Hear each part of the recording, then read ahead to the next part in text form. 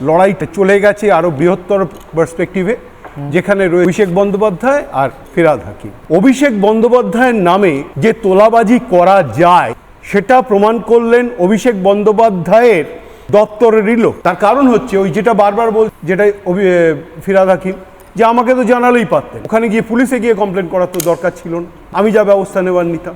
তার মানে অভিষেক বন্দ্যোপাধ্যায় কাউকে প্যাঁচে ফেলতে গিয়ে নিজে প্যাঁচে পড়লেন না। তো আপনার নামে টাকা উঠছে, এটা যদি সত্যি হয়ে থাকে তাহলে আপনারই দলের একজন সিনিয়র লিডার, যে কিনা কলকাতার মেয়র, তার ওএসডির বিরুদ্ধে অভিযোগ করছে আপনারই লোক।